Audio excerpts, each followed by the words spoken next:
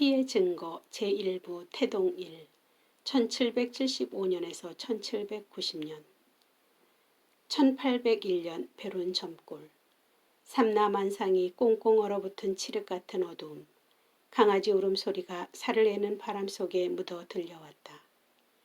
이곳은 조정에서 천주 학쟁이들을 잡아들이기 위해 오가 작통법을 선포하자 박해를 피해 이 깊은 산골에 옹기가마를 굽고 화전을 일구어 생명을 연명하는 천주 학쟁이들의 마을이다. 마을이라야 움막 같은 초가집이 여남은 채 그리고 옹기가마가 서너 채 산을 일군 화전이 군데군데 눈에 띄일 뿐 유민의 정착지 같은 산골 마을이다. 그 칠흑 같은 어두움 속 저만치 마을 초입에 희끗희끗한 물체가 보이고 강아지 짖어대는 소리가 극성을 부린다. 잠시 후 마을의 몇 집에 등잔불이 켜지고 제일 큰 옹기가마 뒤채에 문이 열리며 노인 한 분이 밖을 내다본다. 강아지 짖는 소리에 주춤했던 검은 물체는 천천히 나와 제일 큰 옹기가마집 마당으로 움직여 갔다. 노인은 벌써 광솔불을 들고 마당에 나와 있었고 검은 물체는 노인 앞에 그 정체를 드러냈다. 이글이글 타는 광솔불 속에 드러난 정체들. 중키의 사나이는 상복을 입었고 오른쪽에 선 사나이는 개털 겉옷에 활을 든 포수 차림이었다. 개털 옷을 입은 사나이가 먼저 입을 열었다. 안녕하십니까? 누구요? 처음 뵙겠습니다. 저희 한성에서 온 사람들입니다. 그래, 누굴 찾소? 예, 여기 혹시 옹기장수하는 김기동 형제님이. 이때 윗방문이 열리며 30, 40대의 장정 한 사람이 조심스럽게 밖을 내다본다.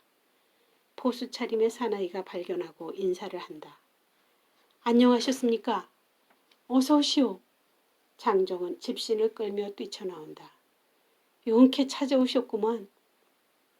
반갑게 상복의 사나이를 얼싸하는 듯 두 손을 마주 잡는다.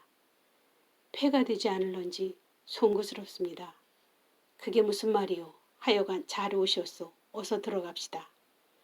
모두 방으로 들어간 후에도 포수 차림의 사나이는 주위의 정적에 귀를 기울인다. 사납게 짖어대던 개 짖는 소리도 멎고 삼라만상은 고요하기만 하다. 포수 차림의 사나이는 안도의 숨을 쉬고는 방 안으로 들어간다.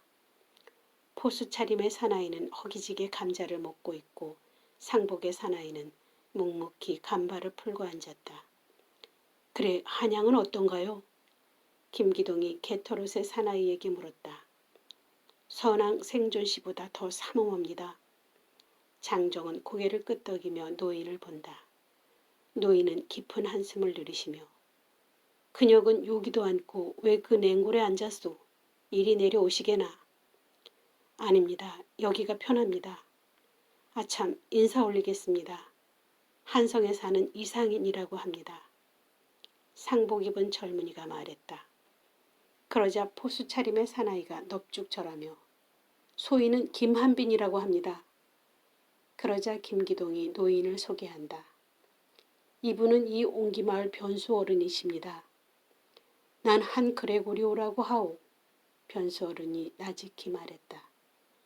교이시군요. 전 알렉산델입니다. 김한빈도 반갑게 전 베드로라고 합니다. 한동안 침묵이 흘렀다. 이상희는 꽁꽁 얼어붙은 발을 잡고 조금은 고통스러운 표정을 하며 발가락을 주무르고 있었다. 변수 어른은 상복의 사나이의 발을 본다. 얼었나 보군. 동상에 걸리지 않게 아침에 콩물을 쏘아야겠군. 오늘 밤만 좀 참게나. 그러자 김한빈은 이상인을 물끄러미 바라보며 동상에 걸리고도 남지요. 벌써 한 달 동안 청양으로 해서 줄곧 산길을 타고 넘었으니까요. 저 김 형제님을 만나지 못했으면 충청도 어느 산골짜기에 짐승밥이 되었을 겁니다. 하여간 잘 왔소. 오늘 밤은 예서 온몸이나 녹이고 내일부터 집 뒷마당에 작은 토굴이 있으니 거기에 은신하도록 허구려. 아닙니다. 지금 그곳으로 인도해 주십시오. 이상인이 말했다. 이에 변수 어른은 화로와 이불 등을 한빈에게 들고 오라고 하고 등잔불과 광솔불을 밝혀들고 밖으로 나갔다. 김기동은 이상인이 절룩거리는 발 때문에 부축하고 뒤톡을 안으로 인도했다. 은신처는 변수어른의 집 뒷마당 산비탈을 파낸 토굴이었다. 토산의 일각을 파 내부는 동발로 얼기설기 받침목을 한 사방 5자 남짓한 토굴이었다. 바닥은 새끼로 짠 거적이 깔려있고 문도 거적으로 가리워져 있어 아늑한 분위기를 조성했다. 이불과 화로를 놔두고 등잔불에 불을 밝히고는 김기동과 변수어른은 나갔다. 한빈과 상인은 옷을 입은 채로 누워 있었다. 상인은 집요한 눈동자로 허공의 한 점을 응시하고 있었고 한빈은 팔베개를 하고 누워 있었다. 뭘 그리 골똘히 생각하시오? 내자. 이제 어떡하시겠소? 이곳에 은신해 있을 수밖에. 육실할 놈의 세상, 이놈의 박해가 언제까지 갈런지. 천주님이 이 나라를 보살펴 주시겠지. 잠시 침묵이 흘렀다. 지척에서 갓난아기 울음소리 같은 늑대의 울음소리가 침묵을 깨트린다. 상인은 조용히 밖의 소리에 귀를 기울인다. 다시 정적이 흐른다. 어느새 한빈은 코를 골기 시작한다. 상인은 등잔불을 끄려다 문득 손목을 내려다본다. 손목은 붉은 공단으로 쌓여져 있었고 상인의 눈동자는 그 붉은 공단에 못 박힌다. 이상인, 그는 누구인가? 이야기는 그로부터 11년 전 경술 14년 1790년 봄으로 접어든다. 지금 한성부 명륜당에서는 진사시 초시가 벌어지고 있다. 중앙 단상엔 독권관이 앉았고 단아 뜰에는 선비들이 화문석에 주목을 갈아 단상 앞에 걸려있는 시제 명, 참, 중의 1편을 짓느라 여념이 없다. 이들은 한성부 금이군에서 실시하는 한성시, 각도에서 실시하는 향시에서 초시를 통과하면 명륜당에서 열리는 복시에 통과하여 진사가 되고 진사를 통과한 후에도 대가에 급제하여야만 명실공히 문사로서 정산품의 벼슬에 오르는 것이다. 과거에 응시하는 선비는 대개 20세에서 30세 미만의 존재로서 성숙된 선비인데 반하여 지금 맨 앞줄에서 시제를 푸느라 골똘한 생각에 잠겨있는 선비는 이제 겨우 10대 중반의 홍안의 소년이었다. 그가 바로 이야기의 주인공 이상인, 아니 황사영 그 장본인인 것이다. 그의 자는 덕소이고 이름은 사영이었다. 얼마쯤인가 시간이 흐른 후 선비들은 시험지를 접어 독권관에게 제출하고 하나 둘 시험장을 떠나고 있었다. 황사영도 시험지를 제출하고 돌아서려는데 독권관이 황사영을 불러 세웠다. 지금 나이가 몇이오? 당년 16세 을미생이옵니다. 선왕 51년에 태어났구먼. 사형은 예를 보내고 명륜당을 나와 삼천동을 향해 팔판동 오솔길을 걸어가고 있었다. 그는 경기도 강화군 강화읍 올골리 대묘동에서 아버지 황석범, 어머니 이윤현의 몸에서 유복자로 태어났으나 어머니 이소사는 자식의 장례를 생각하여 사형을 데리고 한성부 북악산 및 삼청동으로 이주하여 살고 있었다. 그래, 오늘 과거는 잘 치루었느냐? 예, 평소 공부한 시제라 어려움 없이 풀었습니다. 그래, 방은 언제 붙는다고 하더냐? 닷새 후에 명륜당에서 호명한다 하옵니다. 그래, 내 나이 아직 어리니 낙방한다 하더라도 개의치 말고 내년을 기약해야 하느니라. 예, 명심하겠습니다. 호명의 그날이 왔다. 사형은 명륜당에 나아가 호명을 기다리고 있었다. 이윽고 지난번 독권관이 나와 방을 붙이기 전 급제자를 호명하기 시작했다. 한성부 초시급제는 200여 명이 넘었고 황사영의 이름도 중간쯤에 호명되었다. 황사영은 낙방하면 내년을 기약한 터라 다행이라기보다 덤덤한 마음이 되었다. 그 시절은 초시에 합격만 하여도 진사의 자격을 주었으며 나이 많은 합격자는 모두 생원으로서 진사의 행세를 하던 시절이었다.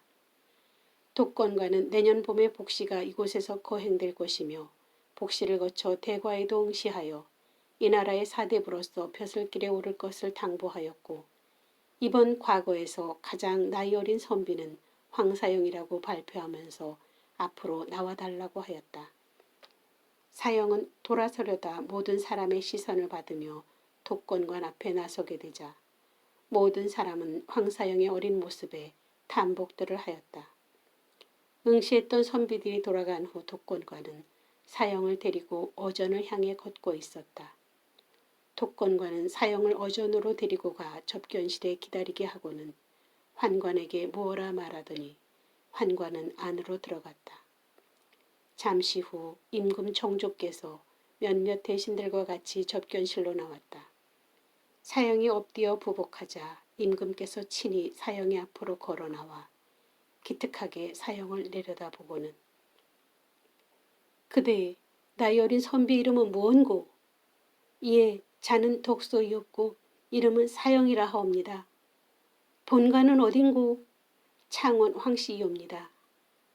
부친은 석자 봄자 쓰시는 황석범이라 하옵고 사마시에 급제하여 한림학사로 계시다가 제가 태어나기 전에 돌아가시어 저는 유복자로 태어났사옵니다. 가문의 벼슬한 선비는 또 없는고?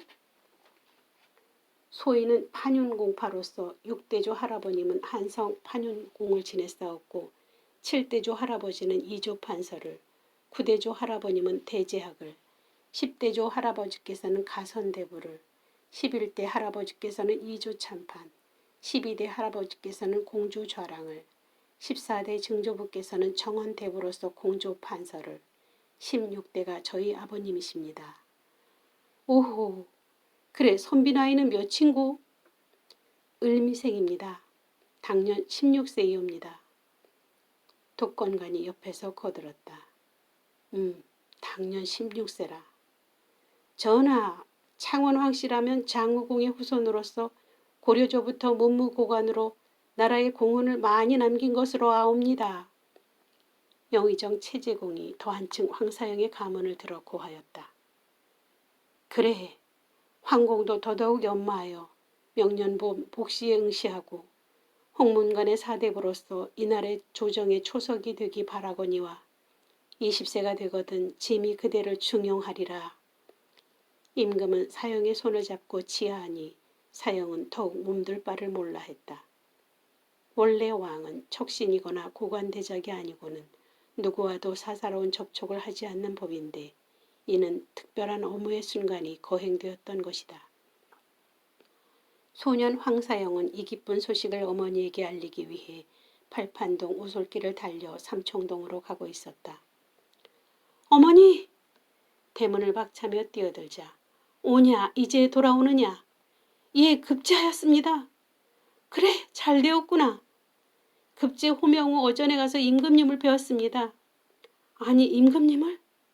예, 임금님께서 친히 저희 손목을 잡으시고 나이 20세가 되면 내게로 오라. 그때가 되면 내 너를 중용하리라 하시며 뭐 어묵까지? 어머니 이소사의 눈엔 눈물이 돌았다. 예, 지금 무엇라 말씀하셨사옵니까? 상관께서 너희 손을 잡아주셨다니 그게 어무이지 않고 무애냐. 어무란 임금께서 신하나 백성의 손을 잡아주었을 때 그 은덕을 귀히 여겨 임금께서 잡아준 손을 붉은 공단으로 감아 길이 보존해야 하는 예절을 말함이니라. 예, 그럼 저희 손에도 붉은 공단을 감아 그 은덕을 길이 보존해야겠네요. 아무렴 내 보존을 할 수 있게 첨해주마. 그리하여 천고에 드문 총애를 기념해야 하느니라. 황사영은 그날부터 손목에 붉은 공단을 감아 업무의 표식을 길이 보존하였다. 거정문 밖에는 눈보라가 몰아치고 있었다. 이상희는 손목을 감싼 공단에서 눈을 떼어 회오리 보람이 몰아치는 바깥의 대기에 귀를 기울이다가 조용히 등잔불을 끄고 상복을 입은 채 김한빈의 곁에 누웠다. 그러나 상인의 눈은 감길 줄을 몰랐다. 칠흑 같은 어두움 침묵 속에 상인의 눈동자는 초롱이 빛나는 듯 반짝였고 그 깊은 동공 속엔 두고온 지난 일들이 아련히 떠오르기만 했다. 수녀와의 이야기는 여기에서 끝이 난다. 토굴 자리에서 내려와 백서가 보관되어 있는 작은 기념관에 들어가 보았다. 백서는 유리창 안에 보관되어 있었다. 깨알같이 작은 세필로 써내려간 붓글씨였다. 이 백서가 진본인가요? 그 백서는 진본 크기의 탁본입니다. 네. 그것이 탁본이란 이야기를 들었을 때 불현듯 진본에 대한 혼의 필치가 보고 싶은 생각이 뇌리를 스쳐갔다. PD는 수녀에게 그 진본은 어디에 있느냐고 물었다. 로마 바티칸에 기증되었는데 그곳에서도 볼 수 없다고 하지요 아마. 그럼 어디에 있을까요? 자세한 것을 알아보시려면 교회사 연구소 최석우 신부님을 만나보시지요. 아, 네. 그분은 백서의 진본을 찾아 로마 바티칸까지 다녀오신 분이시니까요. 하며 베론 성지에서 출간한 황사영 백서 한국어 번역본을 한 권 건네주었다. PD는 차를 몰아 청풍 한수로 해서 남한강 비포장 도로를 달리며 꼭 황사영 백서 진본을 찾아보리라 다짐하며 귀가하였다. 석 달 후에야 최석우 신부를 만나기 위해 교회사 연구소를 찾아갔다. 교회사 연구소는 광화문 구세군 회관 옆 골목 석천갈비집 뒷마당에 위치해 있었다. 건물은 회색 시멘트로 지은 아담하면서도 고색 창연한 단층 양옥이었다. 나는 작은 케이크를 하나 사들고 교회사 연구소의 문을 놓고 했다. 잠시 후 여대생 차림의 연구원이 문을 열었다. 안녕하세요. 최석우 신부님을 뵈러 왔습니다. 네, 들어오세요. PD는 그 연구원을 따라 자료 속에 파묻힌 작은 응접실로 안내되었다. 잠시 후 가무잡잡하고 중키의 최 신부께서 로만 칼라의 검은 양복을 입고 나왔다.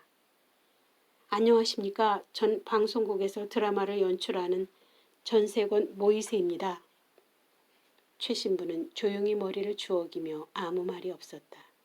그렇게 잠시 침묵이 흐른 후 이렇게 찾아뵌 것은 다름이 아니고 베론 성지에서 황사영 백서를 보고 그 진본을 보고 싶어 찾아왔습니다. 최 신부는 조용히 고개를 들어 깊숙한 눈으로 나를 쳐다보았다. 그리고 무겁게 입을 떼었다. 백서는 129행이지. 네, 13,380자로 되어 있고. 네, 처음엔 아무 글자도 없는 명주의 백포였지. 네? 당시 서양엔 세파티크한 잉크가 있어서 비밀 문서가 화학작용을 해서 볼 수 있었다고 하지만 우리나라에선 생각지도 못한 일이었어. 신동이야. 네. 그것은 새로운 사실이었다. 순간 마틴 보벨의 말이 생각났다. 만남이란 긴장과 갈등을 수반한다는. 그래서 인간관계는 창조적 관계인가. 최 신부는 침묵을 지키다가 생각을 감추려 이야기를 시작했다. 황사영이 천주하게 된 학문 연구는 한강을 거슬러 올라 마제 정시가에서 시작되지. PD는 그 이야기의 행적을 따라 며칠 후 덕소 정약용 유적지를 찾아 차를 몰았다. 양수리 수원지 일각, 옛날 마제강 기슭의 정약용의 본가 두호정사, 88칸 본가와 다산이 기거하던 여유당을 찾아갔다. 두호정사의 본체는 없고 위체만 현대식 계량주택 위에 있었고 여유당은 옛 모습 그대로 복원되어 있었다. 고개를 돌려 양수리 수원지를 내려다보았다. 그 옛날 소렌나루 건너가면 귀열이 나루 내려 2시간 거리에 앵자봉이 있었고 앵자봉 넘어 양평 쪽으로 가다가 신학교 터가 있고 당대 대석학 권철신 권일신 형제의 생가 양근마을. 그 너머에 여주 주어사가 나온다고 했다. 남쪽으로는 나라의 그릇을 굽던 분원이 가물가물 아른거렸다. 지금은 한강의 상수원이지만 저기에 마제강이 있었고 다산과 광암이 그 강을 오르내리며 천주교 교리의 황홀함을 토로하였고 그리스도의 복음이 최초로 전해진 거룩한 강이기도 했다. 거기 지금 마제의 강바람을 타고 황포도 때 나룻벽 한 척이 거슬러 올라오고 있었다.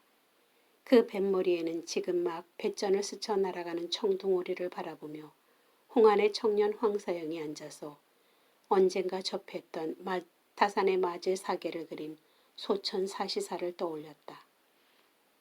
검단산의 복숭아꽃을 노래한 검단산 상화. 마을은 작고 흰백꽃 서 있고 깊숙한 산골 호미진 마을. 복숭아꽃도 붉게 피었네. 석등을 따라 건너라면 초동들이 다니던 길목. 저녁 연기 오르는 곳에 낚싯배 한가로이 떠 있네. 사형은 시선을 돌려 남북 한강 합수되는 쪽 풀섬을 바라보며 양수리의 여름을 노래한 남자주 담청의 시구를 떠올린다. 북쪽에서 흐르는 강물 온통 푸른색으로 뒤덮인 모래변으로 몰려들고 외롭게 떠있는 섬 하나 집신 신고 밤노라면 향기로운 풀내음이 걸음걸음마다 가득하네. 사형은 고개를 돌려 앵자봉을 올려다보면서 천지남 단풍을 노래한 천지남 상풍을 상기한다.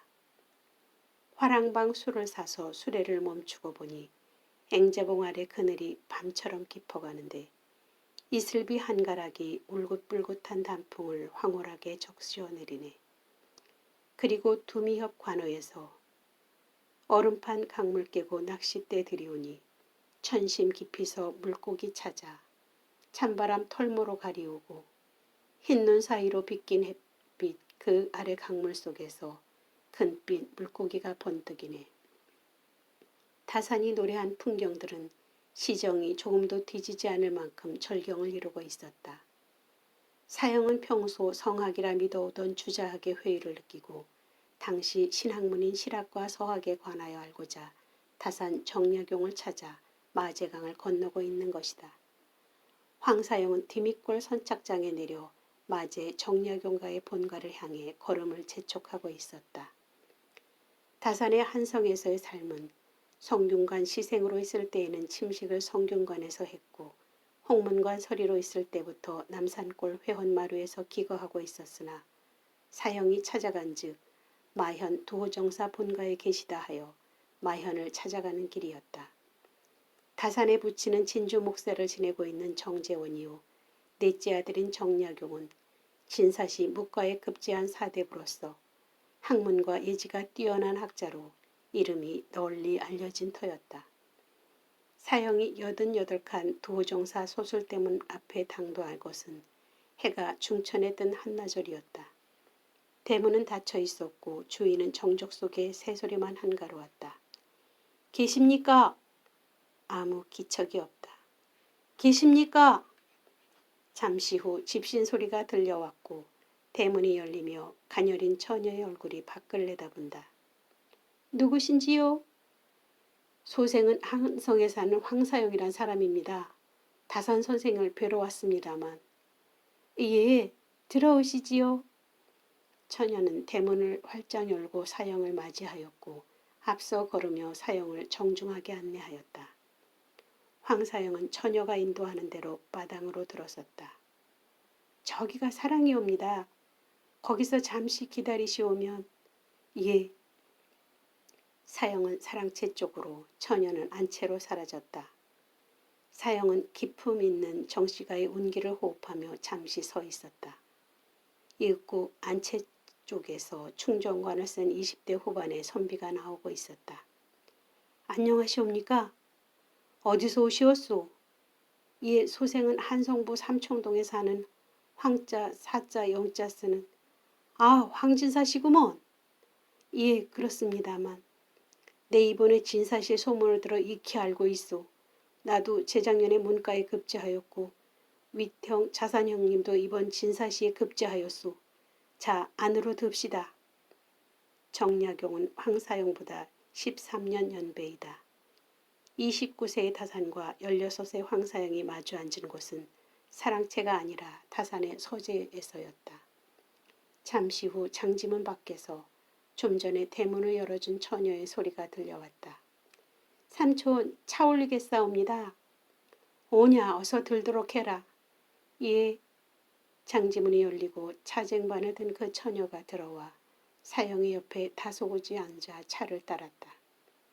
가지런히 빗어내린 까만 머릿결하며 귀밑머리 산드라이 흘러내린 볼은 잘 익은 수밀도의 그것이었다. 자, 듭시다. 다산이 차를 들며 권하였다. 예. 사형도 차를 들었고 처녀는 조용히 일어나 장지문 밖으로 사라졌다. 그래, 나를 찾아온 연유가 무엇이오? 예, 소생은 지금까지 주저하게 심취되어 학문을 연구하던 중 요즘 성행하는 새 학문에 대해 알고자 해서 찾아왔사옵니다. 잘 오시었소. 새 학문이라면 서학과 천학일 텐데. 예, 그러하옵니다.